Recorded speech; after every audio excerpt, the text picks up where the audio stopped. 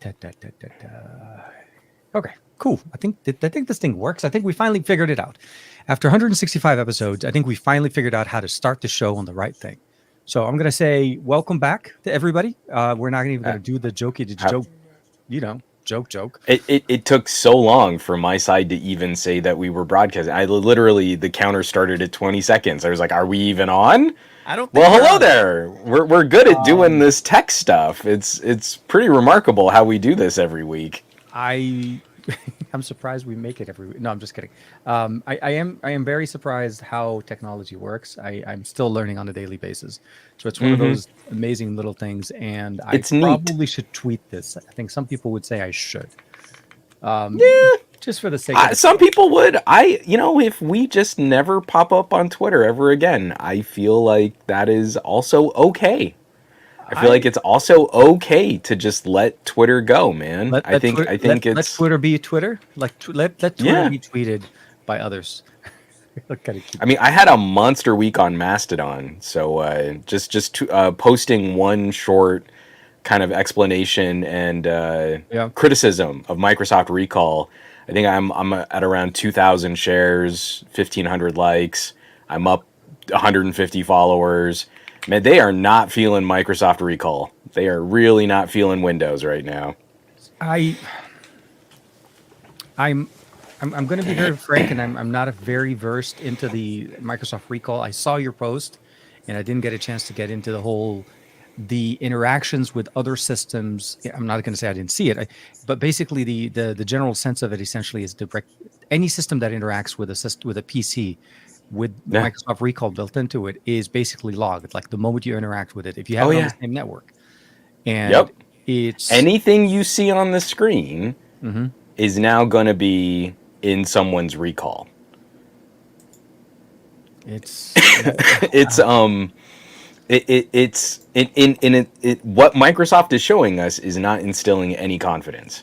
No, because what they're showing us is we just screenshot everything, and then we have an OCR tool scrape all the information off of it, and then we dump it in a database that lives in your app data folder that is easily gotten to. If you have admin privileges, you go to your user folder and then to your app data folder, and there it is. So you can only say Recall is secure to the least secure systems you might interact with. And anything that person sees, any communication from you, maybe they pull up an old email, anything that makes it to the screen is now a part of their bucket of data. Why would it be why would Microsoft put something such a data aggregator for the sake of aggregating data? Is it other than my hypothesis is there is an app like this for Mac, but it's something you install. It's not a part of the OS. But Microsoft is in such a panic response mode to try and make AI look and seem cool, so that their shareholders will keep inflating their stock price, and we can all keep pretending that AI isn't an investor rug pull in the way that it's being pitched as like the next great coming of computing. But this is it. It's like how can we make AI seem cool? Okay, well, this is something we've been working on in-house, and we'll say it's just as secure as anything else, but it's absolutely not. At least not from what they've been able to show us so far. It's like a very simple piece of code would be able to get at that database, and then you would have access to everything that computer has ever displayed on a monitor. And I think that's probably worthy of some scrutiny. No, not only scrutiny, but also like why? That what I don't understand is the ability of having such the Microsoft Recall is supposed to support the system that it's installed on, but having it aggregate data on other system that it interacts with for the sake of just aggregating the data, to me is just. Well, I mean, the answer is it screenshots everything. Yeah. It's not that, I'm interacting with another system, so let's keep that secure. It's anything that person might ever want to remember is going to be recalled through this process. It doesn't discriminate. And for you as a user to go through, there's already a Microsoft support page like how to opt out of recall for your banking website. And it's like, are you kidding me? Oh my God. I'm going to have to go app by app, page by page, website by website, and delist things if I don't want them to be screenshotted by recall. It's built in a way where it is you're opted in, and it is incredibly difficult to compartmentalize. So it's either all on or all off. And then if you want it all off, you have to basically just go in there and manually just slice and dice everything. Well, there will be security policies on Windows Pro. I don't know what this is going to look like for Windows Home, but you can go into your security policy and say like, nuke it all. So I mean, like, at least from a Windows Pro machine standpoint, that should be easier. But I don't know what this is going to look like when Microsoft says it's actually ready for prime time. And according to Microsoft, like, this is still going to get pushed in 2 weeks. I have no idea how they can think this is ready for mass consumer adoption in 2 weeks. What I want to see is, I actually really do want a feature like this, but I want it locked up in a more secure enclave than even my biometric data is stored in. It should be an order of magnitude more difficult to get at, because this is going to be a really tasty target for malware. People who make malware are going to say, hey, not only are we going to get every bit of data on this computer, it's going to get every bit of data that this person has ever interacted with someone else. Yeah, but it's creating a common, it's a common weak link, right? It's the weakest link potential. Yeah. And then now malware. You're only as secure as your least secure family member's PC. Okay. Question for you, actually, Juan. Do I sound okay? I think you sound fine. Why are we getting comments on audio? I just got a message on Twitter, somebody saying I sound a little bit low. But everybody, if you could let me know in the comments if it's and also okay. Just because I have no voice still, I still have not shaken this cough. Yeah, I've also like turned up my mic volume, so I might be riding a little loud. But if folks in there say we need to balance out, then we can balance out. No. Quick shout out, Bionic Scoop. GH7 might just keep you in micro 4/3. I saw the announcement on GH7. I desperately want PDAF. Excuse me. But if I'm going to spend over $2,000 on a Panasonic camera body, I'm going to start looking at my migration to full frame. I got to check out like that S5 Mark IIX. So that's probably, I think I'm pretty much tapped with micro 4/3. I love my G9s. I've got a pair of them. These are great cameras. They're rugged. I love giving them to Lex, so she can kind of trot around with them, and they've taken some decent abuse outside of the studio now. Yeah, but I think I'm about, like, I've gone as far as micro 4/3 can really carry me. I'm happy that you're considering full frame, but yeah, I mean, if it is a move, it will be a move to full, because I think if you're going to do a big enough of a change, might as well. Move up to the at least full frame, and it allows you to be able to, update your lens, setup, so on. A lot of good things can come from this if you are going to change. I didn't see the GH7 announcement, but I'm assuming it's the successor. Finally what we. It's a GH6 with PDAF. I mean, we finally have better autofocus on Panasonic bodies, but it started with the G9 too, and so like GH7 looks cool. Yeah, I would probably still go G9. I went G9 before because I like the more photography-centric body. Yeah, I'm with you. I like the bigger, chunkier grip. And then when I really need to record long form, I'm recording to an Atomos. So it matters a little less if I'm on a G9 or a GH7 or a G9 or a GH series. You're recording externally anyway, so I'm recording externally, so like, I'm not really going to use a lot of the features on the GH7 for what I normally produce. I mean, there's a lot of fun stuff that I'd love to play with, for sure. But I kind of feel like nah, it's really time. It's not time for me to pick up another camera, but I'm not looking to pick up anything else in Micro Four Thirds land. It really is. Anything from here is the hard reset, and then I go up to an S5. Yeah, no.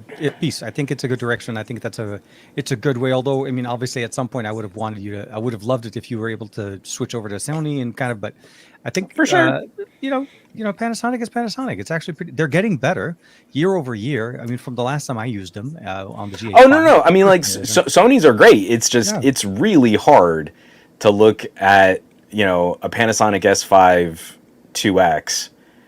And it's a $2,000 camera body that has often been on sale for under that. Yeah, of course. And that's a tough price to performance. I mean, Sony's I've always loved shooting Sony, but when it comes to like the video work that I need to do, I don't know that a more expensive Sony body would really give me anything different or better for my workflow, for my work needs. I was going to say, but it's not just the camera itself, but it's also the color science. I think there's a little bit different colors, and just the file format. I think for me, in DaVinci and Sony seem to work beautifully together. I don't have any problems. Oh yeah, and the M1's been basically, it just flies with it.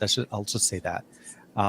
Speaking of flying, I've loved all of my experiences shooting Sony. I mean, I've done a couple like long-term reviews on Sony camera bodies. It's not I don't like Sony, it's that for doing the YouTubery stuff and setting up a camera as like a live streaming solution, Sony is charging for things that I'm probably not gonna use. I agree profusely. It took me many years and many different bodies to be able to get to what I have.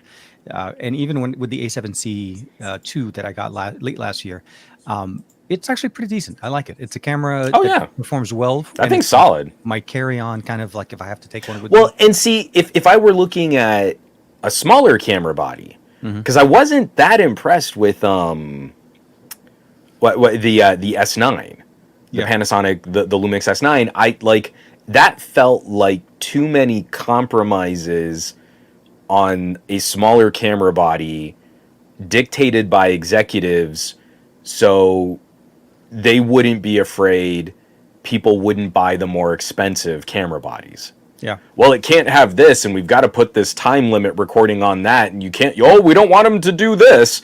And like, it is inexpensive, and it is like the cheapest way, I think, to get full frame with modern kit, modern tech built into it.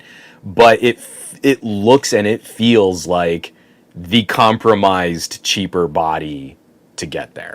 So anyway, I didn't mean to derail. I just anytime I see Scoop talking camera bodies, it's like, oh well, there's actually something to kind of chat about, because that is exciting. It is. We've had so little Micro Four Thirds news, but I think I'm done. So we'll just kind of ride it out. It's okay. It's okay. I think we're good. I think we'll go with you on whichever journey you go, man. As long as it provides us crispy, Juan Carlos Bagnell or some audio guy, some gadget guy, any kind of guy at this point. I mean, like case in point, why I think I'm tapped on Micro Four Thirds. Between my Xiaomi 13 Ultra and my Vivo X100 Pro, none of my B-roll has been shot Micro Four Thirds. It's all been shot on phones. And now a lot of my talking to camera stuff is just being shot on phones. That is how close I'm finding in this office, like I can kind of control the lighting and stuff. That's how close we are getting with 1-inch type camera sensors on phones. We are neck and neck with the performance of Micro Four Thirds. And I can immediately like cut, upload to Instagram. I mean, it is so fast.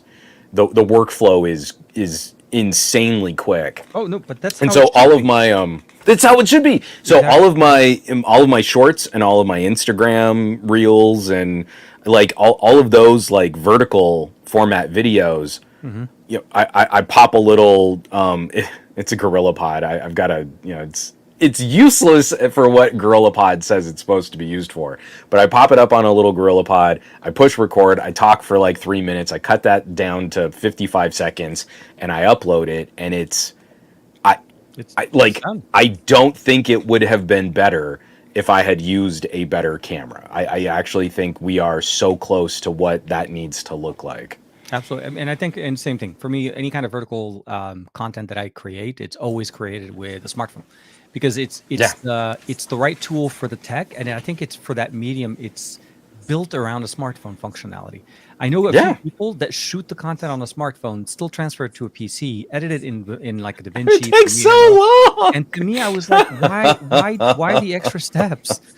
Why complicate life more than it needs to be? You already have it. As long as the audio's clean, you're golden. Especially, well, and that's what's kind of like I've gotten over myself with shorts. I'm still terrible at shooting short form, but I've had a few kind of go viral, and that's a good feeling. So you keep playing with algorithms, and it's stupid, and I hate it.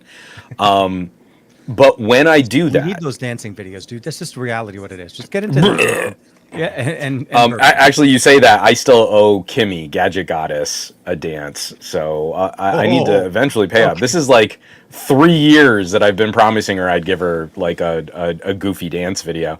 I think with inflation, my friend, this may be multiple. Now I owe her like 4 Yeah. dance inflation She videos. may come back and it's like, you said one? Maybe 4 years ago? That was one dance video in 2019 dance videos.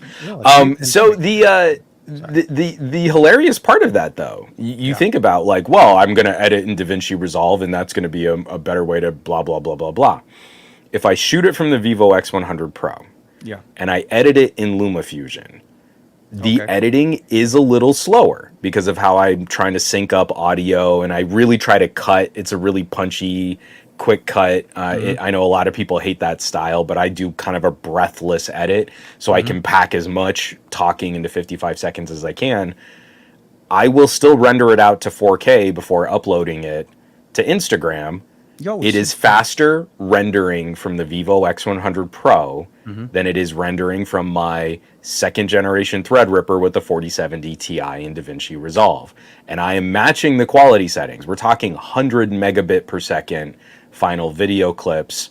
They're big files because I know Instagram's going to wreck the video quality with ridiculous compression. Oh no, absolutely. That's why you render it higher, because even when it wrecks, at least it's working a higher quality sound. And it kind of pulls it in. You're like, okay, it still looks okay when I do that. Yeah. That is a smartphone that operates at a peak of 15 watts, is outpacing and outperforming my 1200 watt power supply Threadripper with a 4070 Ti, and I don't have to transfer the files.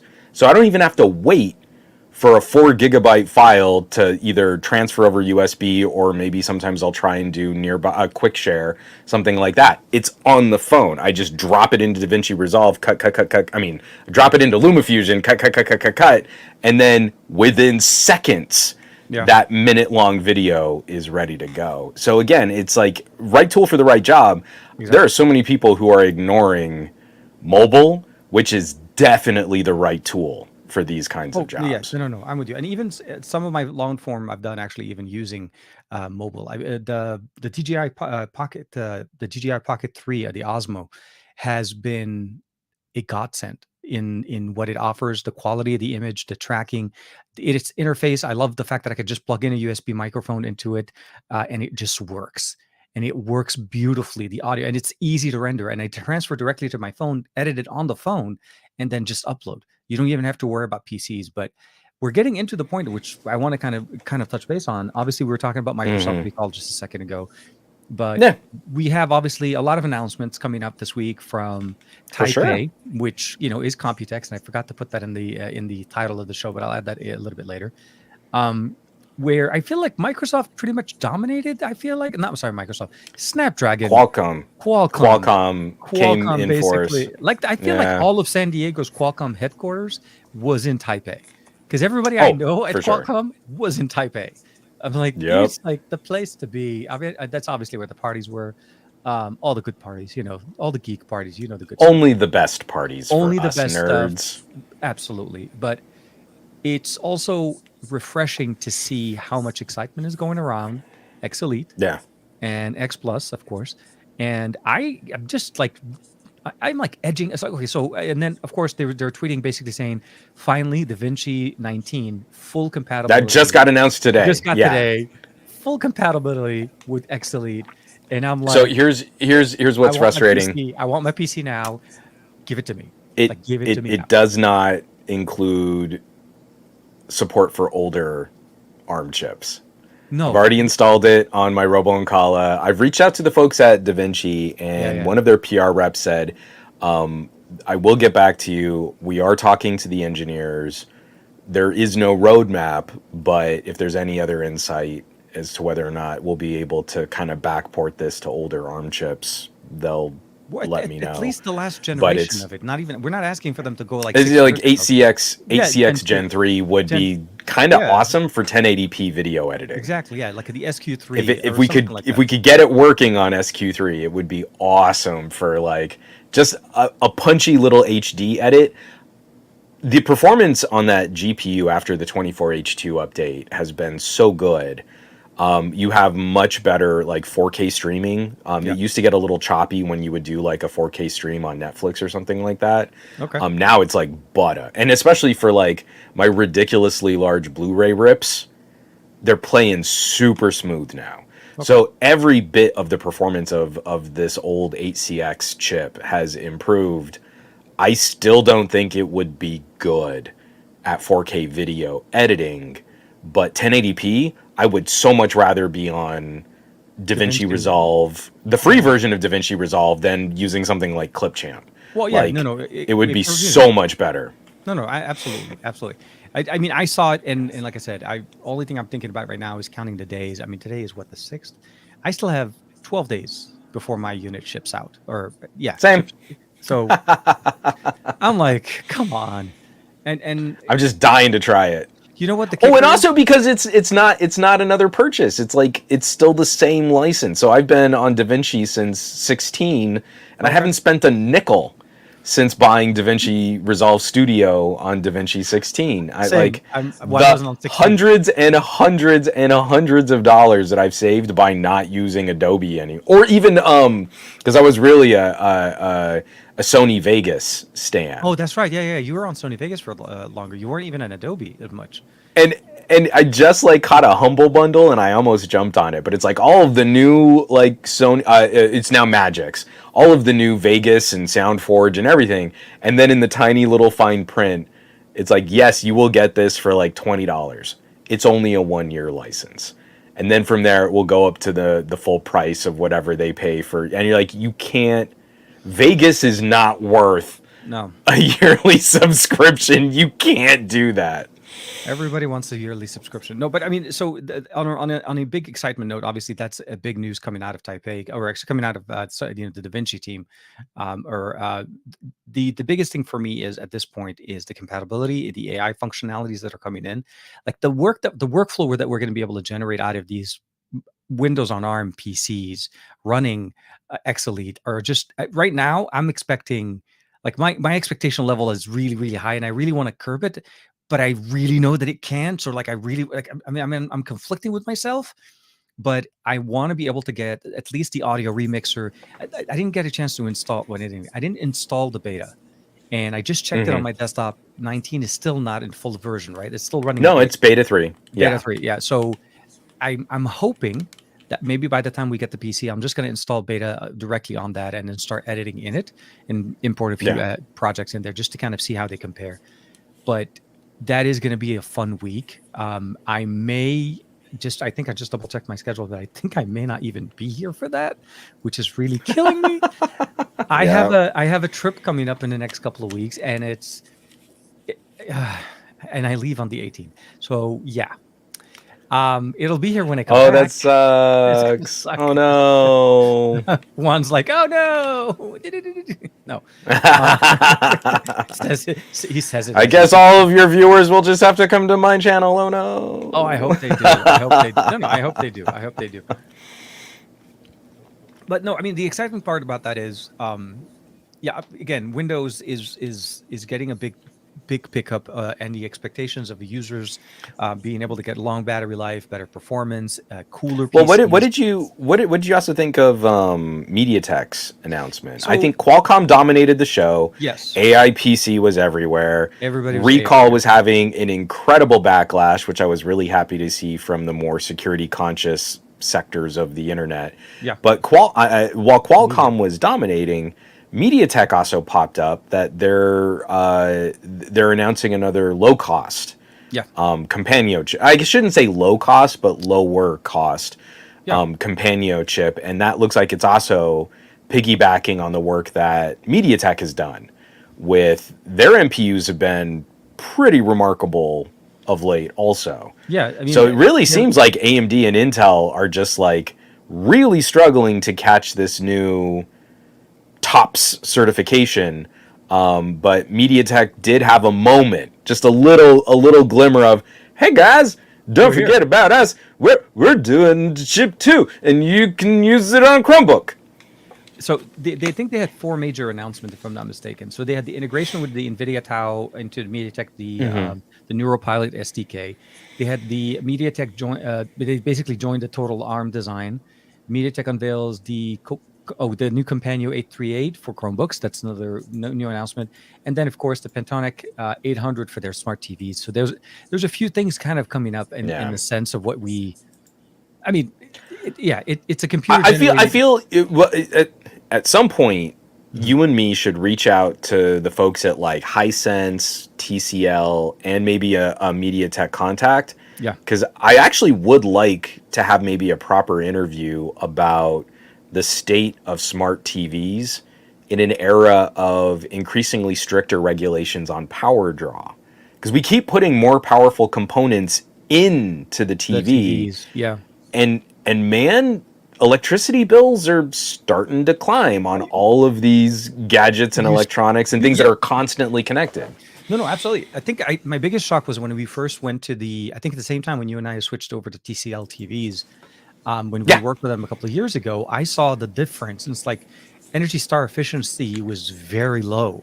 Like it qualified, but it was still drawing a lot more power. And as you could say, bigger components, more powerful chips, bigger speakers. So I don't want us to like go all the way on those reviews, but I mean like I think we should actually like reach out to them. Like, no, but I mean like structure that as like a proper interview. Like not that we're investigative journalists, but it's also like, man, you understanding the future of TVs. What is there's a lot. Exactly. At the end of the day, it's the center of our entertainment, and it's the entertainment center of everything that most people live through, regardless if they have mobile devices and so on. The TV still plays a big part. But we should definitely talk. I mean, we know a few people on both sides, TCL and MediaTek, and just kind of getting that conversation, I think would be exciting. But I think, overall, I think let's say Computex is coming to a close. There's a lot of things that came out of it. ASUS showed up a lot of laptops. Microsoft showed a lot of laptops, and of course, we saw the Surface. It was the showcase of every PC that we wanted to be there, and of course, Trish was there. I think she was working one of the booths with PCs, if I'm not mistaken. I saw her post a few things. A lot of our friends also were covering the event from there. A lot of my friends also from the Middle East were there. It's just exciting. I need to figure out. It's my favorite show. It's like. I think it is like the nerdiest show. We need to figure out a way for 2025 for us to cover Taipei from Taipei. Like even if we're able to work it up to like a side sponsorships, different things, Anchor, whatever. For sure. Anchor, if you're listening, please call. You know what I mean? They haven't called. It is by far like the elusive dragon kind of thing that I've been wanting to basically attend. And it just hasn't happened. Like year over year, it's so cool. It is, and then and when you're done with the show floor, you go and hit a night market. Dude. I have to go back and see, does Costco still sell my absolute all-time favorite fried chicken sandwich? I mean, it's like there's so many things that I just need to know. It's hilarious, but I need to get back out there because it was such a great sandwich. show. I like that order that you put in there. I had a fried chicken sandwich for dinner tonight, so yes, not a Costco one. See. Not a Costco one, but a good one. Well, no, because Costco never brought it here. I'm telling you, dude, it was like, you get like a fried chicken sandwich, and it's like this little, like it's like a little slider, and it's got a little chicken patty. Like, This thing was like the size of my face. This was a mutant chicken It sounds breast, like it's a chicken katsu, enormous. like a giant chicken Yeah. katsu kind of thing. It Yeah, could have been just like a whole roast chicken. I don't know, but it was enormous and it was delicious. Had like a zesty, sweet, spicy thing going on. It was amazing. And again, it's Costco. It's like all of the amazing experiences that I had going to Taipei. It's also like they have things at their Costco's, and I wish I had them. There are things. Yeah, Costco is very very regional, and they very much focus on the experiences they're in. But yeah, no, I want to see if we can make it happen in 25. I think it'll be a good event, a good adventure for the show, and we could have a podcast from Taipei. It would be an amazing thing just to kind of have it on a show.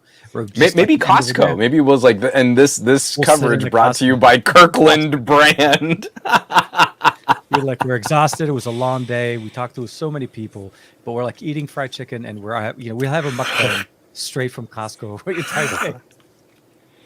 So I'm going to use this to kind of transition us out. I was really happy to see MediaTek announce a Companion. Yeah. It's not what I want them to announce. I want to see MediaTek go full throttle. I want to see a Dimensity 9300 ready to go in a Chromebook, like big X cores, smaller A7 cores. Like I want to see them go all out. But at least this validates that like Qualcomm's singular existence in laptop chips is going to be very short-lived. And the only way that this succeeds and that we get consumers on board and we actually see this market evolve and software support improve is if we have good competition. So we know Intel's going to come out swinging with Lunar Lake. We know AMD had a really strong showing with their 9000 series chips. Yep. Qualcomm is also looking at moving mid-market with X Plus, and now we've got an entry-level solution for Chromebooks that I bet you will show up in student-grade Windows PCs sometime next year. So that's a very healthy outlook for Windows and Chrome-based systems that has been feeling kind of stale for the last 2 years. I mean, because what happened is there was a big downturn in demand as the pandemic was starting to fade out. Oh, So yeah. what happened is a lot of companies were like, "Well, hold on, we're going to take a step back." So yeah, MediaTek did take a step back. They didn't announce anything. I think 2 years in a row, we didn't see a Companion announcement from them. So I think the last one is still a part that looks like it's similar to a Snapdragon 865. I mean, we could be going on over 2 years. Subtle, iterative refinement and Exactly, new I was gonna modems say. and like all of the components, all of the companion components have been great. But I don't know that we've seen a strong, solid new processor offering, And I think if they are going to SoC start, offering. and if they are going to start working with Windows, they probably will need a little bit more power, as opposed to where Chrome OS, it's more, again, it's a structured based For sure. operating system. But the thing that I want to talk a little bit more about as well is obviously we both got a chance to, I'll say this: the word AI is everywhere this week, and I actually couldn't make it to Taipei. I wished I was able to make it to Taipei, but believe it Yeah. or not, in the time that you and I talked last week to this week, I had an opportunity to fly to London for a couple of days. And You're a jerk. when I say quick, I really mean really quick. And I'm sorry, I'm still getting over the. I mean, it doesn't hit me as bad. Like something happens when I go Europe as opposed to when I go Asia. It doesn't hit me as bad. I can come back and recover faster. But if I go to Asia, it just takes me 3 to 4 days, maybe a week even, to kind of get back to that regular. Yeah. No, I feel you. I get it. Yeah. Yeah, I mean, it was definitely a very quick trip. I got there, literally was there barely 48 hours total time, and it was a last minute thing that kind of came out from OPPO, and I got a chance to, they invited me, and I'm like, yeah, of course, let's go chat. They didn't have any hardware in there. The conversation that we had this week it was interesting. It's the first time I've been invited to OPPO as a conference, or basically a like a look forward, a strategic conversation with media, with creators, and allowing us to understand their future plan. But the biggest thing that I think a lot of people may not have caught on is they are reinforcing the fact that they're coming back to Europe. And not only are they coming back to Europe, they're coming back with their Find series to Europe, with their Reno series to Europe. And they're very much focused on bringing the AI phone to reality. And I kind of want to explain what the AI phone, because a lot of times you say the word AI phone, you think, okay, so a phone that can do AI. And the way they put it in basic words, they're saying they're very much focusing on the smartphone being the right tool for people to experience AI. And I Yeah. agree. I agree. I think the a couple of opportunities that we've had between Rabbit and Humane kind of proved to us why the smartphone was still the. I mean, don't get me wrong. I love experimentation. I love form Sure. factors, and I love when companies try to push the envelope, right? And Humane, Yeah. with all their things going on and all the Issues. shenanigans, yeah, it's still to a certain point an exciting piece of tech that looks cool. If there was any Hmm. way to bring in the communicator from Star Trek into real life, AI pin Fair. got there. Fair. Fair. Tried to get there. Did it succeed? No, that's a different No. conversation. And then, of course, we have Rabbit, which also brought similar experiences, but more of a pocket communicator kind of again. But I agree with Oppo in their analysis that I feel like the smartest piece of tech that we have in our home, sorry, on us most of the time is our smartphone, and it's with us, and it can run AI, it can run apps, it can run anything we want. And Oppo's direction of, or at least the direction that they're trying to go with, which is really ambitious, I hope they can do this, is they're trying to bring the AI experience to all of their devices that are going to be coming up. They're not just Yeah. talking flagship. They're not talking 1,000+ devices, which we already know. The Find X series, the Find X7 Ultra, and the Find X7 both feature some of Oppo's AI tech, like the AI Yeah. eraser and summarizing. But again, mostly available in China right now. Their goal is to bring that into European markets, is to bring that to the Hmm. global market. And that's what got me excited. I mean, it's not just the fact that obviously it is just AI. They didn't give us a lot of details as to how they're aggregating, or they're not going to aggregate, how are they going to tailor the AI experience, like a Yeah. mixture of on device, off device. They do have a lot of work being done, like their Magic Eraser has an actual Hmm. offline mode that you're able to download the entire language model, the entire model itself, like about Hmm. 1.3 gigabytes on device, and you no longer need internet, and it still does it as good as being online. So Yeah. that to me was very exciting, kind of like how Google was saying that they were going to bring it directly to Pixels, but you still really need the internet connection for that really the Yeah. advanced version of it. So I was what was it, yesterday? Yeah, it was yesterday. We had an event at my daughter's school. yeah, And I live in a pretty affluent suburb. The only new towers that have gone up around us are 5G towers. I'm that's good. at this cute little like end of school year concert recital. They're singing in Spanish and doing sign language, and I'm trying to send just this tiny little video clip to my mom, and I'm looking at my phone and it keeps dropping from 5G to LTE, and I can't connect to any web service in their little auditorium to upload anything. And like the entire time I'm thinking like in a crowded space, and now I know I'm probably getting somewhat throttled on Mint because a lot of people are at the school right now. Yeah, But all like connected in the same why place. would I ever depend on AI if this is the state of my data connection right Yeah. now, unless I know my phone is capable of doing this stuff offline. That's the only thing I'm interested in investing in right now. Is you're telling me all of these trillions of operations per second on an MPU, great. So keep it on my phone and I'll be able to use it when I know I'll need it, when I know I'll have to depend on it. No, The whole cloud yeah. side of this is becoming less and less and less impressive because, like, yeah, I know you can pump information up to a data center, but I can't use Video Boost on a Pixel when I need to. No, I no, can't count on it. you can't even shoot in it. This is the weird thing. You No. can't shoot in that format. You have to wait for it to get processed, and that was the biggest challenge I had when I was in Hong Kong and Shenzhen last year at the end of Yeah. the year with my Pixel 8 Pro. It was great that it was available, but the metered connection that I was on, the internet options that we were connected, especially when you're inside of in China when there's a firewall, even with VPN and you're using different SIMs, you're, as you said, you're either in a congested area, it's not reliable, it's slower, it has to ping the servers. There's a whole bunch of different things that needs to be, even if it's available in your market. But when you're trying to bring a promise of saying that you're going to bring AI phone or an AI to all of their devices, we're talking A series, we're talking Reno series, we're talking, a Yeah. Pine series.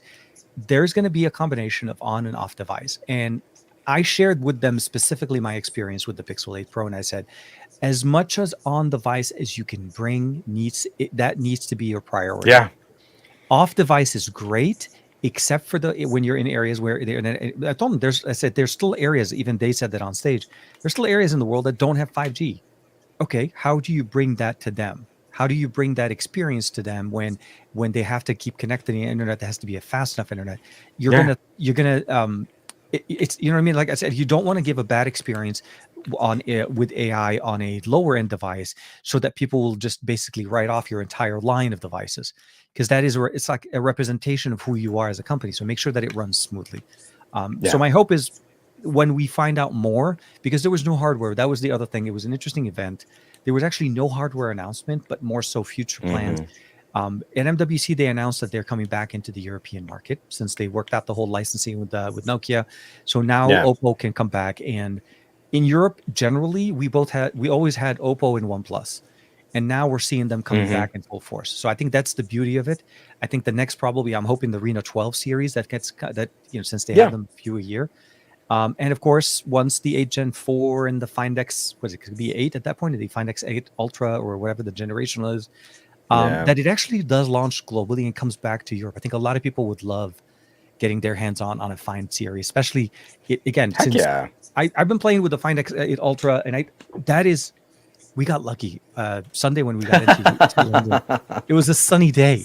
It was a beautiful sunny non-gray day in London, and Mark and I were basically just walking around taking pictures and just enjoying the sun. And of course, Monday morning, everything went back to normal. It became gray. For sure. But you had like one patch of sunshine. We had one short-lived 3 or 4 hours worth of sun, and we celebrated it like it was a summer party. So I'll say that. But I am very impressed with what they're doing. They had MediaTek there. They actually had MediaTek with them on stage. They had somebody from Microsoft. I think no, not Microsoft. From Qualcomm was there. Not Qualcomm. Hmm. I'm mixing it up. I think is MediaTek. Oh, Google. Google was also there as well. And I think But really, I think this is the opportunity for a company like OPPO to start differentiating specifically on, we are going to educate our consumers Mhm. as to what flavor of AI they should expect moving forward on these different kinds of products. Exactly. I feel like for as much as I love Pixels, and last week we had a lovely conversation about how great the Pixel 8a is, and almost none of it for me had anything to do with AI stuff. It's because yeah. it's just a really good mid-ranger phone. It's a solid. I'm disappointed in Google because we got a taste of what Google's chip design could do on the Pixel 4 XL. Mm-hmm. The Pixel 4 had its own little neural core, which chewed through image data like nothing I've ever seen. I had ever seen. I mean, obviously, the phones have gotten way more powerful since then. But then they shift over to the Tensor, and they name their hardware in the phone after something that's kind of AI-y, like AI adjacent. It's the Tensor processor. It does this Tensor processing. And after a generation of that chip, where the first Tensor did perform surprisingly well, even for all the low benchmarks, it performed surprisingly well in a number of key image and video and AI applications. Qualcomm and MediaTek have completely surpassed what Google has been able to do with on-device neural processing. And now their big play is cloud, data center, AI. Shifted services. So you built up an expectation that the name of your chip, you left Qualcomm, and one of the reasons they said that they were leaving Qualcomm is because they had apps and services that they wanted to run on the device, and they wanted their own custom silicon to be better optimized for that experience. Oh wait, no, just kidding. It's all in the cloud now. That's the confusing And part. that to me is that's why I'm so disappointed in Google, is because I feel they have started a consumer conversation about on-device services, and instead are now transitioning into a conversation about cloud services. And that's where I feel a company like OPPO, a company like Xiaomi, actually any of these other players could come in and say, no. It doesn't matter where you're traveling. It doesn't matter where you're traveling. As long as you have Doesn't matter where you live. Maybe you've got one busted GSM tower in your neighborhood. This is something you will always be able to count on doing because it's doing it on this device. You don't have to worry about data or data centers or anything like that. I feel like the company that really starts making a push into their own bespoke on-device AI services and advertising how that's different will actually make a pretty significant consumer impression. I think people will care. Oh, my data doesn't go up to a Google server. My data doesn't go up to a Microsoft server. It stays on the phone. I like that a little bit better. Maybe that's something I want to check out. Yes, no, and I think that's the driving message that I wanted to make sure they heard it, at least from me, and I think a few of the other people that were there over and over. Security, on device, and private, because at the end of the day, a lot of this information. I mean, again, there's nothing wrong if you want to be able to participate and upload or provide feedback or Sure. if the No, AI I is mean, doing like, the thing, you want to be yeah, able to that's good. contribute. Yeah. Obviously, not everybody wants to be just total, but I'm saying is when you want to do on device, like Samsung tried doing it with the S24 Ultra when they first announced their Samsung AI functions. It's just that if you turned on device, you lost a lot of the latest generation. It was hindered. It wasn't the same experience. Well, Oppo's version right now is exactly the same as it is on the server. It's either you choose to be online or you choose to be offline, and make sure you download the language model built into it directly into the device. It's just, I think that's the biggest thing about what we want to, especially with AI and the way things are working. Not everybody has internet access that will give them a good experience. And when you're traveling, more people don't have the necessary bandwidth to have this glorious AI experience. Or the data plan. Not everybody will have unlimited data. Yeah. It again. I don't. I mean, it's like I pay for enough data on Mint where really I could be doing video boosty things and it really wouldn't mess me up. I usually have data left over at the end of the month. That's fine. Yeah. But it's also like, but I don't want to use the data that I pay for and sometimes need that bucket or that buffer. I don't want to use it on something like Video Boost if I can just edit the video instead to look a little boostier. So anyway, I was really interested. So OPPO actually even sent me that press release. I've never gotten a communique directly from OPPO. Okay, good. So they even sent it my way. And they're like, oh, you guys seem to care about this. And maybe you saw my Mastodon post that just went viral. I don't know. That's cool. All right, we can hang with this. But really, I feel like this is a huge opportunity for a company like OPPO. They still have a tie in the United States. Mm-hmm. So few of these Chinese brands like even attempt any kind of business in the United States. You've got like a little like fingertip toehold left with OnePlus. Yeah. And right now, we've seen from Microsoft and Google's plays that there's just not a lot of consumer confidence in these big data companies handling these kinds of services. I mean, look at like the fallout from like ChatGPT and the kinds of like copyright issues and copying issues. There was another I can't remember what news publication it was, but a reporter was basically saying like AI isn't doing anything with our stories. It's just copying and pasting out of our articles, not even like rearranging the language in any kind of clever way. Mm-hmm. And then there's like a tiny little citation at the bottom of the search result. Well, that's completely supplanting the need to go to that website, and Google gets to keep people on their search pages longer. So, I mean, it's like there's definitely a buzzing. There's definitely an anxiousness, like an anxiety in the air right now, is these things aren't really doing what they're promising they can do.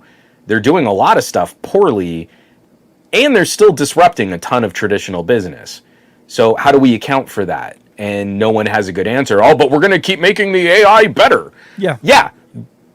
Great. I guess it's all getting iteratively better at the expense of billions and billions and billions of dollars and building incredible new data centers that use up tons more electricity and need a whole bunch of water to cool. You know what? The more I keep saying this, the more I'd rather you just made smaller models that worked on my phone.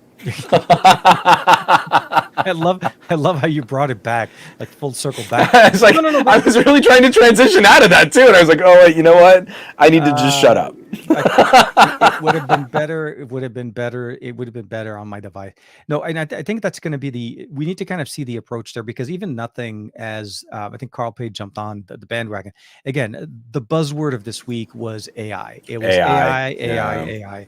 Everybody wanted to talk about it. And I feel like OPPO also kind of wanted to make sure they were still in the conversation, especially because ever since, like, I'll be very honest with you, I was very, very taken back when I didn't see OPPO or OnePlus at MWC this year. Yeah. That was, to me, like, it was they're like a cornerstone. They went quiet. Yeah, they were very quiet. Now, that doesn't mean they weren't there. They were there offline, but they were not on the floor. There was a couple of things, because that's when we got introduced to their Magic Eraser and on the Find X7 Ultra. But to me, it was very much a very different year. And I think it was purely, again, going back to the whole Nokia thing, but that's been resolved. They're focusing and they're shifting back and wanting to come back into the European market, and which means globally they're going to be more available. I know that they're also doing a lot more focus and push into the South American market, and that also will be another good area for them, with, again, that would benefit from on device.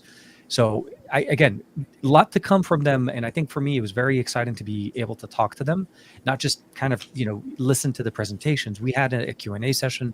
We were asking specific questions as to what their focus on, what their requirements are, hardware, devices, vision, and a lot of that. Did they have anything to say about things like the kind of SoC they expect to drive those experiences?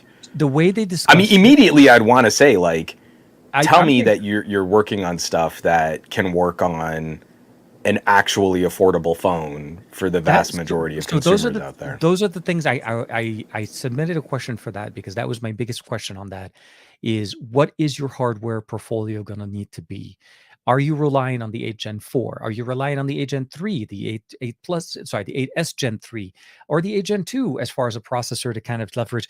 Because again, you remember, there's a lot of devices on their portfolio now that have similar hardware, and we saw MediaTek there. So the question is, is MediaTek going to be leading this conversation, or is maybe Qualcomm wasn't available because of, obviously Type A situation, that they weren't able to be there? Right. I couldn't really tell. All of San Diego was on the other side of the planet. So. Very much so. Very much so. The timing of all of that, all of there. But I think what I would say is, it's coming. There is a big push from almost every manufacturer. Samsung is obviously not taking it back. They also pushed out, I think, an article or a blog post talking about their AI advancements, their training that they've been doing into their models, especially with their translating function in their dialers. They've finally started to add more languages. Arabic was one of them, so that was exciting for me. But long story is, a lot of improvements in that market. OPPO's trying to make a headway into it, and they made a big promise to provide us an AI phone experience on all of their lineup, meaning we're talking affordable AI phones, sub $1,000 devices, as well as affordable devices in their lineup, Reno, A series, and as well as the Find series. And I think with the Find, more than likely, it's the next gen, but at least the other ones, I'm hoping a lot sooner than that. And I bet you it takes that time to work out the remnants of their licensing deal. But I'll still be curious to see, like, what kind of claim do you make on a $300 phone? Yeah, that's where I feel like this gets really precious, because we can play a few tricks. Like, you can end up with, like, next year in 2025, if you can get something that's like a OnePlus 11 or a OnePlus 12R, and we can keep it around that $350 price tier, because now it's a 2-generation-old premium chip, the Snapdragon 8 Gen 2 is still going to be phenomenal overkill for most people's daily computing needs. That chip is aging like fine wine. The number of times, like, I've got my OnePlus 12, I've got my Pixel 8 Pro, and maybe I still need to just pick up the OnePlus Open. Maybe the OnePlus Open's more fun. I don't feel, even with my use, I don't feel any disastrous, like, oh, but I needed that Snapdragon 8 Gen 3 performance, not the 8 Gen 2, because the 8 Gen 2 is still a monster truck of a chip. And if we could get, like, next year's OnePlus 13R Ace mid-ranger, Yeah, I know. and I'm it's with you. you could stick with the 8 Gen 2 for a whole other year, and no one would feel that was an actual letdown in daily compute No, performance. not a single bit. And I think I'm hoping that they leverage the I think we're going to say the repertoire of hardware because we have multiple generations now. We have three SoCs on the flagship side that can definitely deliver, and by the time the new find comes out, they'll have four. So the goal is obviously Yeah. use what you have, optimize the experience. The 8S Gen 3, I think, is going to be a phenomenal chip to be able to put in some of their mid-range and lower-end devices because of the price I still performance. feel like I get that. I mean, Mhm. like, what I think is so interesting, and I really wish Qualcomm had maybe. I can't tell if this is more of a Qualcomm initiative and they reached out to some manufacturing partners, Yeah. or if like Xiaomi and OPPO went to Qualcomm and said, "Hey, we need a chip," and that's what they ended up on. To me, it is wild that you don't just work the yield to improve the price per wafer on the 8 Gen 2. No. It is so close to the performance of the 8S Gen 3. Just you do the Apple thing. Just roll with the previous premium tier chip that was incredible It and still just is. Yeah. stick with that.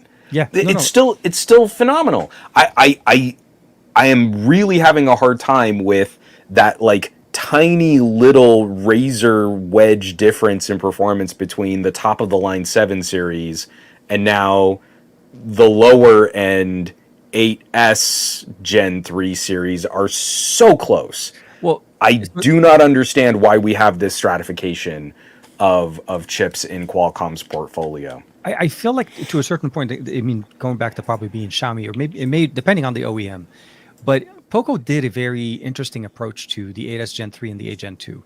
They gave the 8S Gen 3 to the standard F6, and they gave the 8 Gen 2 to the F6 Pro, prioritizing the 8 Gen 2's performance by I don't know if it's an overclocked version of the 8 Gen 2. I need to double check what the base clock speed is. But performance wise, the 8 Gen 2 outperformed the 8S Gen 3 as a just from the sense of Geekbench scores. But I think overall in the Mm-hmm. gaming and just general usage, I think both ran very nicely. They both performed. They both were able to handle a lot of the same tasks.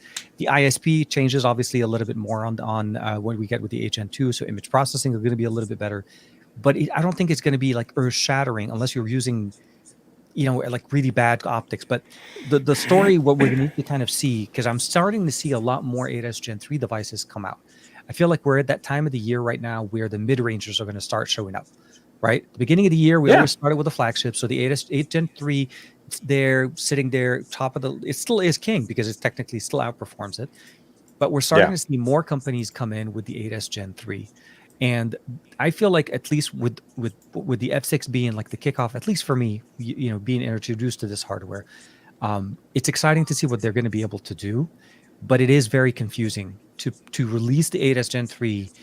I think what's 3 to 4 or 5, 6 months after the 8 Gen 3 was released, and the way it's being marketed as a budget processor is like 8 Gen 2 would have been And perfect for this. You're right. You're right. I feel like it's kind of a cynical market representation, and I don't know if that cynicism is coming from Qualcomm or is coming from one of Qualcomm's partners. But it sounds like It had to have for been a demand. anyone who The partners would had to have care, asked for it. Yeah. they know that Snapdragon 8 Gen is the bestest. Mhm. So we need a cheap 8 Gen. So who made that? Who positioned asked that? It for it? was Yeah. Qualcomm saying like, well, if you put this chip in your phone, it's gonna look like the same bigger numbers that consumer geeks might care about, but it'll be cheaper than the real one that we. I see. That's what I know we'll never get a straight answer on. No, no, and Is I'm not like gonna lie. where did that? Even in the early announcements of that, I tried pushing for that. It was a question that I thought. The reality is, it's a thing that exists because it also exists in the same universe, in the I'm same sorry. That MCU. I like I need that on a shirt. It's a thing that exists. It's a thing that exists. It's But as it simple exists. as that, folks. It's like saying Madam Web exists in the same universe as Spider-Man, but that movie was entirely horrible. It. I watched Fair. it. I made a mistake. Okay, I was really bored on the long flight back, and I watched Madam Web again, And I'm like, I wanted to slap myself across the face and say, like, why? Why did you watch anything else but Madam Web again? Because it's just that. Oh my God. Okay. it, the long end of the conversation is we're going to see more devices, and OPPO still has a lot to be able to put together to kind of finalize their conversation. The Reno series, I feel like, may end up being the vanguard, taking us into this AI phone experience. And I'd love to see what they do, and like you said, how they tailor it on the different lines that they have, because they don't just do fine series; they do others. But with that, I'd love to be able to do a quick, nice, super nice segue into, with OPPO and everything else. And I think we're going to obviously trying to keep another company that puts out lots of devices. I mean, just tons of them. Yeah, they're also using the S series of a processor, but this time it's a mid-range processor. So the 7 Gen 2 has been out for about a year or so. The 7 Gen 3 exists in the same universe as the other ones that we've talked about. But POCO went with the 7S Gen 2. It's a very much power efficient, very basically media consumption based experience. If there's a better way to say it, with some light gaming, if you'd like to do it. And they launched a pad, their tablet. Theirs is going to be their second tablet, if I'm not mistaken. But the experience here is a large 12.1-inch display tablet, keyboard attachment, pen input. Even they have a couple extra cases for it. But it's focused on media consumption, fast charging. And what I love about it is, although, and I'll say this now because a lot of people probably are going to ask later on, or even if you check the notes, it is very similar to the Redmi offering. There is no dancing around us and saying, well, no. I will say between the two, we know what parts bin that they're using. They both put their hand in the same bin. I feel like that's the same thing. But what I would say is, as far as a price point for per dollar functional options that come between the two, the POCO configuration wins, in my opinion, because they did two things. They included the charger in the box, which Redmi took out, and I don't know why Redmi did that. That to me is a big win. I wonder why. I don't know. Would they? Why would you take? It's a mystery. It's like it's a 33-watt charger. We're not talking like 120, 90, 260, 240 /SYZ, whatever. You know what I mean? It's like a 33-watt charger. It could have been, So Xiaomi, it's actually probably because it's a 30-watt charger. They're like, well, there's no fancy charge standard we need to worry about regulators getting pissy about. We can save the 10 cents and not put it in the box. So POCO goes in, puts that in there. But the other thing that I loved about it with POCO is they only had one configuration, and that's the top version of the configuration, which is the A256. And what I loved about that is at their early bird price sale at $299, they were selling as this lowest configuration of Redmi. So from the setup of what you were getting, if you were going to pick one up, POCO's the way to go. I don't like to pin two companies against each other that technically are somewhere under similar umbrellas or on. But from what they learned and what they've offered, POCO seriously had some serious competition with a lot of other people, or providing a lot of competition there from price, functional, feature. I'm in the process. We started it already tonight. We're upgrading my son to the F6. I've transitioned all of his data in there, and he is going to be over the moon, man. That is such a generational. He is going to be on an 8S Gen 3, but he's coming from a 7 Gen 2. So to me, it's still a big jump for him performance-wise when it's like going into roughly about an 8 Gen 2 kind of experience. And he's doing enough stuff where he would maybe notice. Definitely that kind of shift. So I want to say that he quite a few times he would come back to me and say, "Look, I feel like my device is not handling everything I need it to." And I'm like, "No, the F6 I think will probably not." Yeah, he's like, I mean, I didn't even finish downloading everything for him, but at least for the things that he loves to do, media consumption, media enjoyment. The only thing that I think he's going to miss out is the fact that it doesn't have a headphone jack, where the F5 did actually have a headphone jack. That was a weird one last year as well. Like they gave the standard model a headphone jack, the Pro model lost the headphone jack, which to me was like, what? But anyways, long story short, it was an amazing thing kind of coming up from POCO, kind of completing my trip to Dubai. The tablet showed up after we came back from the trip. But I luckily had it enough time to be able to work with it. And because it's so similar to the Redmi one, I feel like I've been using it for weeks. It didn't feel like a brand new piece. It felt to me as like this, just a special edition version of it with POCO. And it just made it a lot easier. So that kind of also, I want to talk a little bit more about some of the stuff that you've been playing with that you've been waiting for so long. Like I feel like it's been months. It's like Christmas Months. over at your place. Well, I think, is it years or is it months? No, it's well, you make that transition from months to a year. So I have not been able to stop shutting up about how much damage Apple has done to competition. Yeah. And one of the best examples of this recently has been the horrific delay of Google's Find My Device network upgrade, Yep. where we could have like tracker devices and your phones would be better protected. And we've all had to wait while Apple dragged it out as long as they possibly could before finally updating the iPhone, which again, that meant that the iPhone was in a less secure position. Apple compromised the security of their own customers Yeah. to drag this out to let AirTags be sort of an an unequaled standard in Yeah. the market.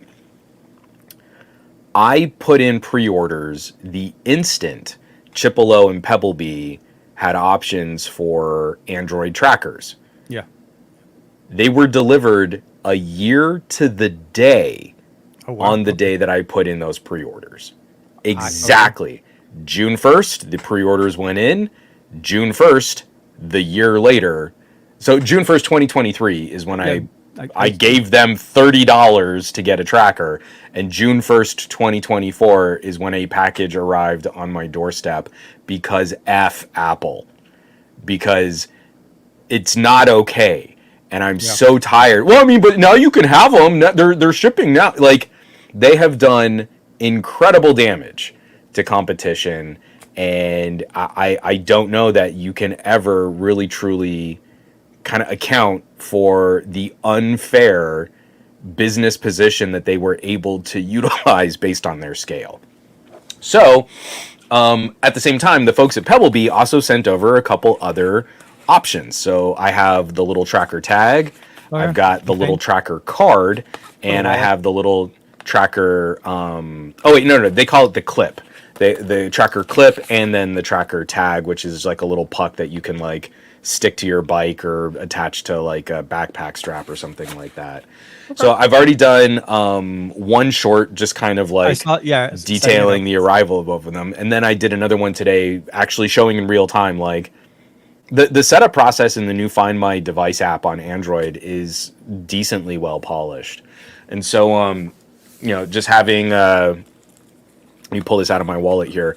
It's like we've always had these things like Samsung and Tile, Chipolo and Pebblebee have operated their own standalone networks. Yeah. But now that we have something that taps directly into Android, I'm hoping that this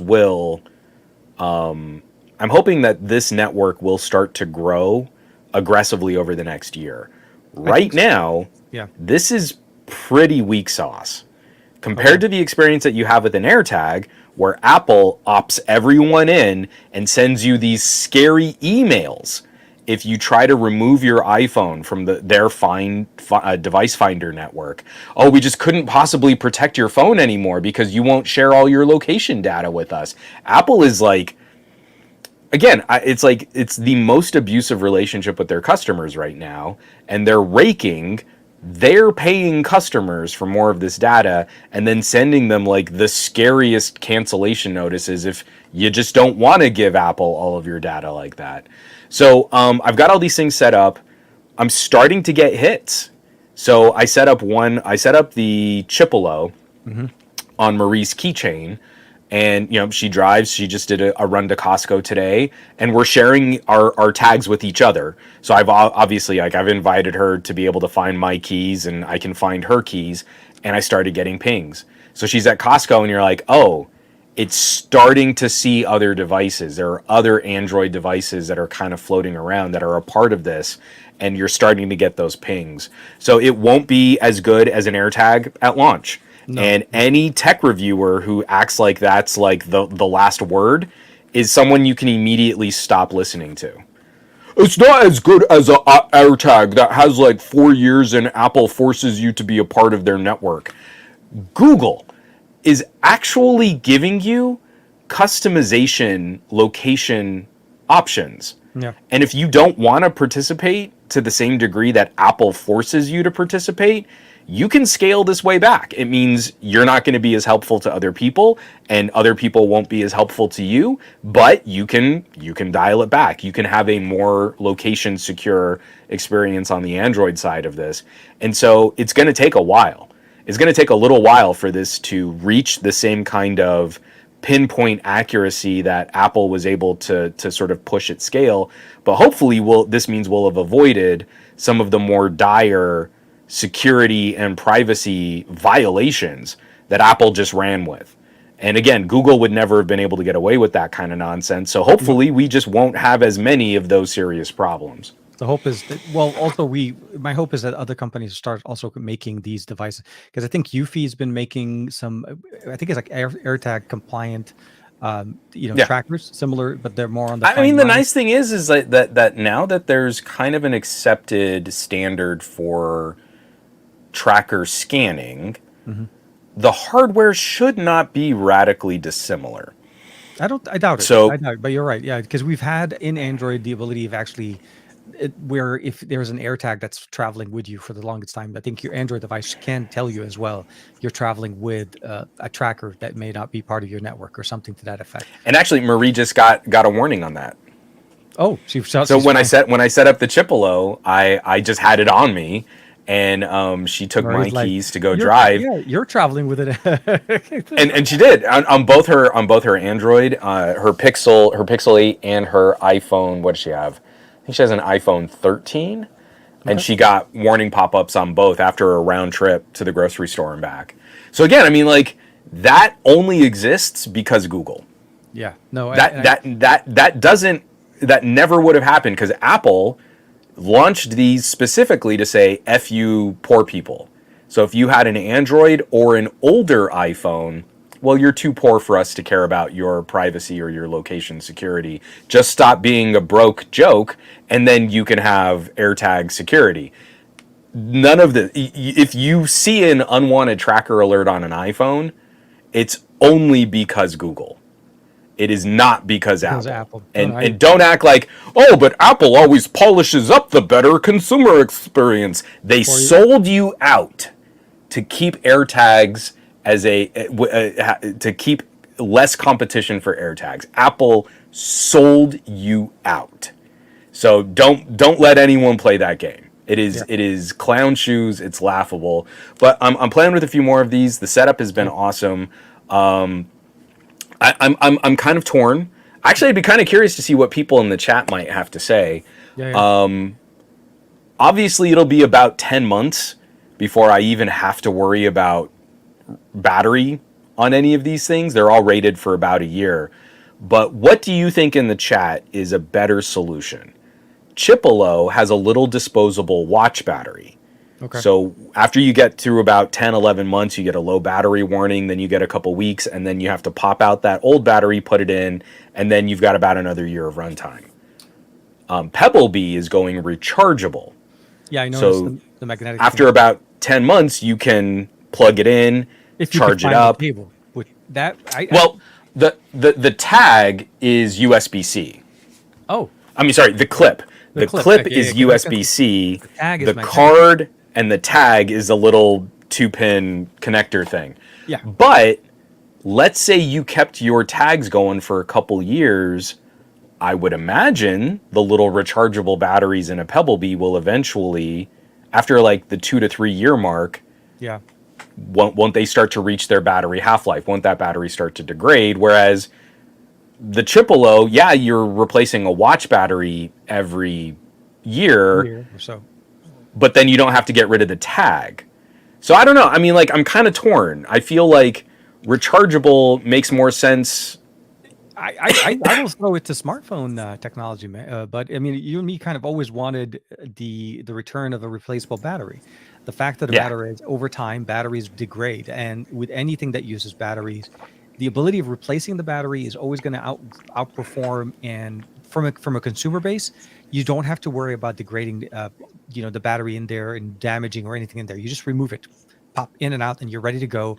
No need to worry about a cable, because to me, that's the other thing. It's the cable functionality from it. Also, as long as it's not using some kind of odd shaped battery and it's just a standard size battery cell, I think that's more sustainable in the long term.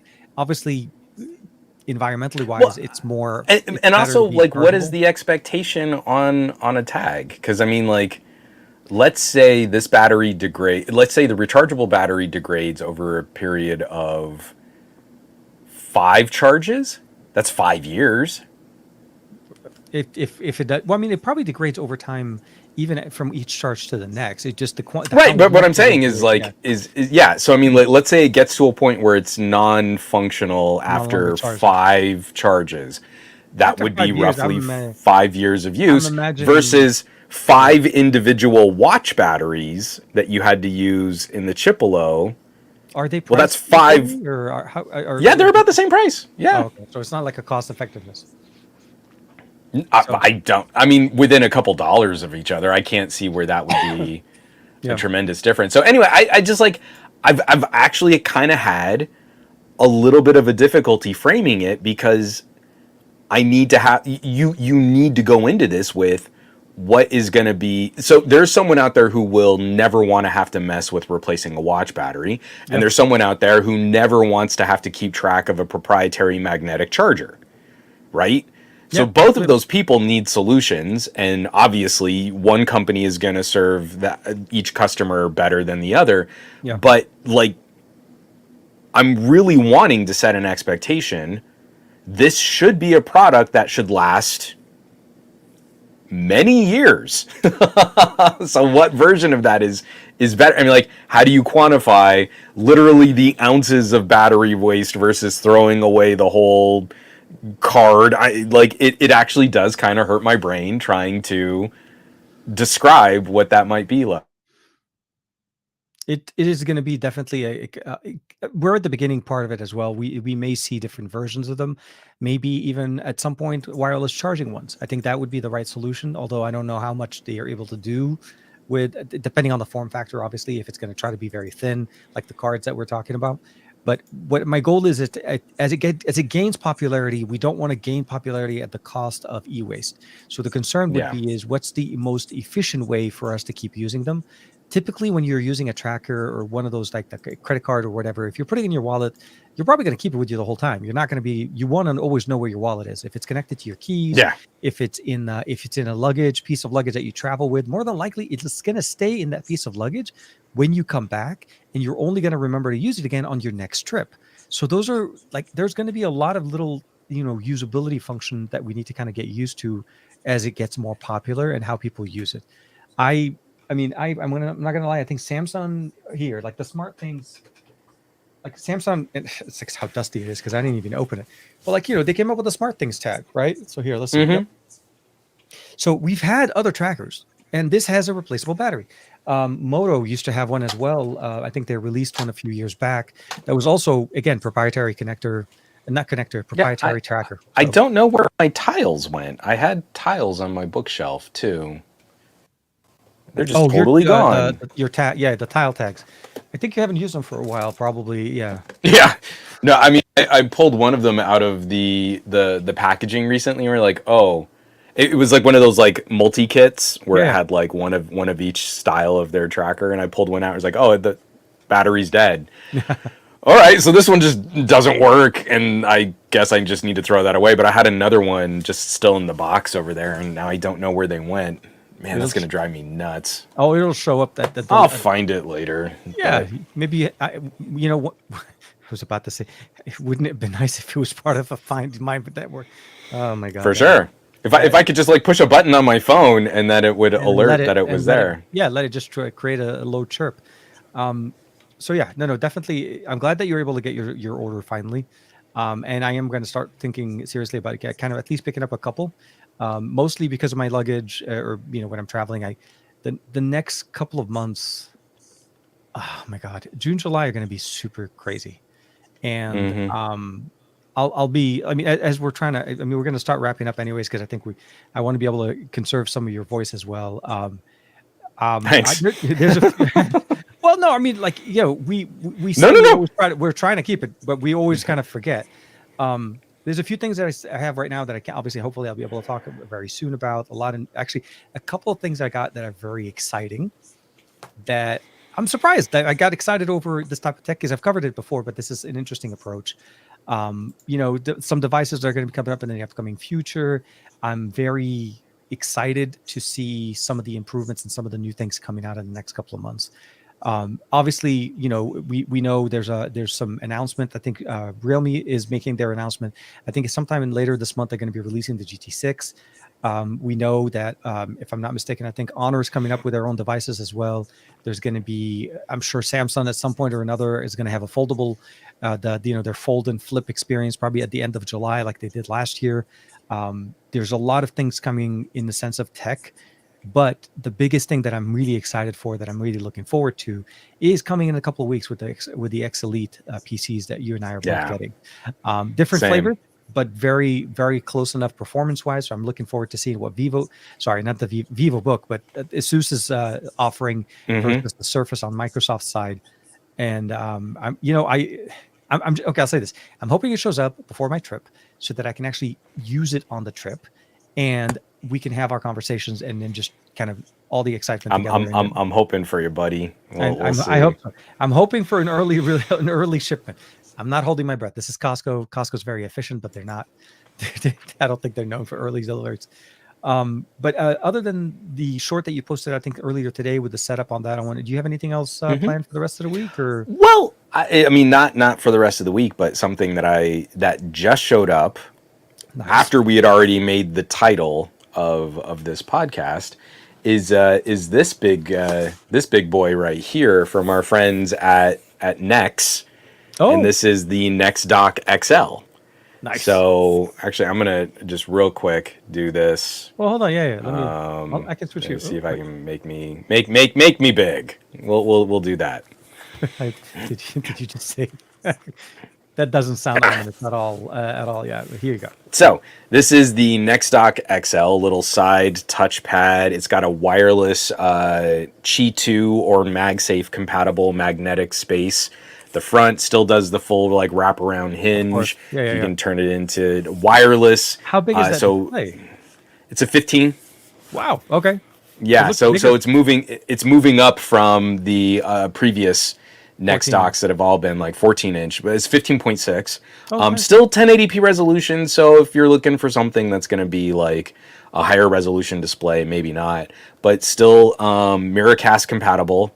So you can do wireless display casting with Bluetooth to connect the keyboard and the trackpad.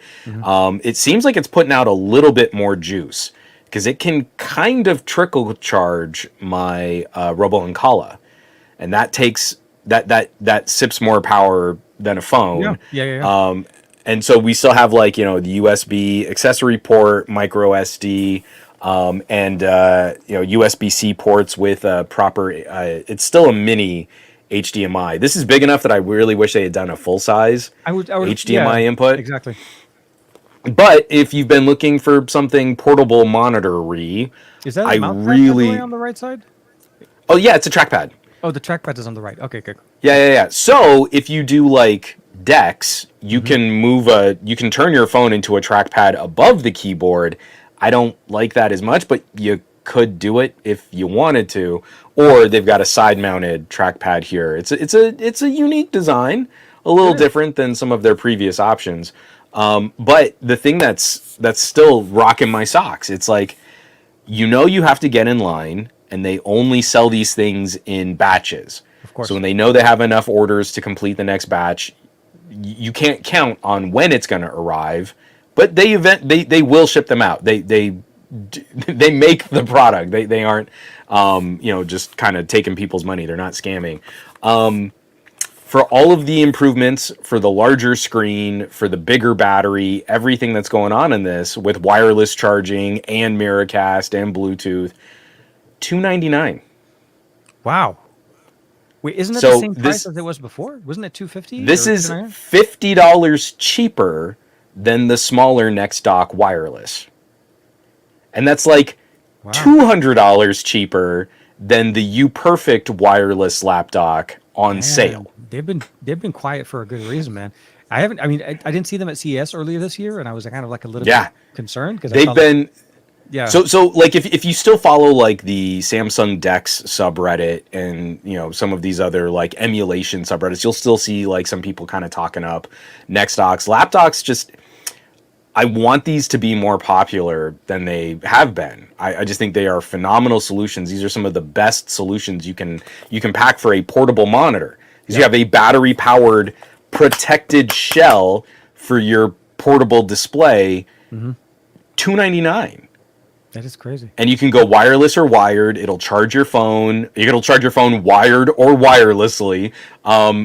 Touch screen compatible, everything. Like Micro this is SD card and headphone jack still as usual. Yeah. Oh yeah. And the USB accessory port. I mean, again, you can add other accessories to this to your phone, like you had a laptop hub with a monitor and a keyboard built into it. So I just it kills me because these things are so flexible. Yeah. It's like you plug this into a phone. If you have Dex, your phone can become your computer. Let's say you've got a tablet and you don't want to have to pack like multiple accessories and stuff. I could pack my Robo and Kala and even leave the keyboard blade and then use this as the keyboard and trackpad for my tablet and go dual screen with that. I mean, it's like, and then when I'm done with that, I could plug in my Steam Deck and have a larger screen gaming experience on my Steam Deck. I mean, it's like every single little extra use you might have for the gadgets you already own. I feel like the lap dock is the kind of best expression of expanding what you can do with them. So that literally just came in today. A thank you to the folks at Nex because I've always loved this line of products. I've got almost everything they've ever made except for the very, very, very first Nex dock. It's just been a great run of accessories, and this one, it's a little big for my taste, but again, for folks who have been wanting the larger screen canvas, it's going to be an interesting one to kind of play with. They have a very large, I would say, a library of devices that they sell. Remember, they had the PC monitor, they had the tablet that we well, not the tablet, like the display, the Nex pad, the pad, yeah, the one we looked at last year, which, if I'm not mistaken, uses similar tech where it had the magnetic backing where the phone kind of just magnetically clamps there. Yeah. And I think again with the same system, they even include a little ring in case your phone doesn't have which 90% the magnet or the case or something like that, no, so you absolutely. can snap it on there. Yeah, it's really cool. Having it with the wireless and all of that and still be cheaper. Hey man, I guess it makes some perfect sense. I mean, again, if you wanted a higher quality panel like a 4K or something like that, you could, but 1080p with all of that and all the different setup that you have, it's a really good recommendation. If you I feel like the folks at Nex have absolutely nailed this like minor compromise on when the product ships, but like there's no fat on this company. Like there are it's not hard to buy a portable 1080p monitor that's going to be like $100. Like that's easy. But battery powered, well, that's probably going to be more like 150, sometimes maybe $200. Now, do you also pack a keyboard and a trackpad? Well, a standalone portable keyboard is going to be more. And then, accessory ports. Like, do you want another USB port and a micro SD card and a headphone jack? Like, again, it's like they have found a system of streamlining the manufacturing. And again, it's a pretty simple shell. I'm sure that this is just a generic laptop shell, right? Yeah. And that they're able to just kind of... It looks very similar to what they've used before. It's supposed to be nondescript. It's not trying to stand out. It's really leveraging the horsepower and the power of your phone and or tablet / depending what you're using. Because like, I'm thinking like, even the Tab S9 and the S9 Ultra, the S9 Plus, a Robo and Kala, or even let's say the Xiaomi Pad 6S Pro, they all have video out. They all function. The OnePlus Open would be a great addition there. Large display, be phablet or basically foldable device, and then you extend the experience over to another display, access to an SD card, headphone jack, all of those. I think all of the things that we miss on our devices. I think that's always been my biggest thing about it is how you can add an SD card, a headphone jack, and an extra USB port on your device connected to an Nex dock. That's the best way to do it. But yeah, so Done. I'm happy for you on that one. On my side, I have probably a video that'll be maybe not tomorrow, but Saturday on our friends over at Rayneo. They made a small portable TV hub, kind of like what we saw before. Like it's a Oh, nice super little, cute. yeah, very small, Yeah. very nice. I know we've seen something like this before from Rokid, but the biggest kicker here that I really like about this baby supports an SD card. You can load Oh, for when you're traveling, when you're on a fancy. plane and you're want to watch your content when you don't have internet access. What do? Load up your movies on this on an SD card, Mm-hmm. and you got a portable media player that connects to your glasses, runs power to them, built-in battery. You can even power them as you're as you're using them with the display. So there's a lot of cool things. I've had it for a couple of weeks. I just haven't had a chance to kind of put together a video. Unfortunately, kind of just in and out of the office kind of thing. So that'll be basically what I'm going to be kind of closing out the week. And then Nice. next week we'll have more conversations. We'll have better conversations next week. I think one of my other things that I'm working on right now will be out of their embargo by the time we talk again, so we can probably just chit chat then. But yeah, Dig it. just trying to catch up, and now that summer's around, kind of try to figure out what to do. With Omar being home most of the time with us, so it'll be interesting. Got to put him to work. Dude, you know it. I've already chit chatted with him. I have him booked on a couple of shoots. So yeah, he is definitely going to be. I may bring him with me on one of my trips. I mean, I think You should. I think he's old enough. He's old enough. I think he'd dig it. Dude, I think he would go crazy just to come with me on these things. Like actually be part of the thing. You know what I mean? Like how Diego used to be with the Jaime.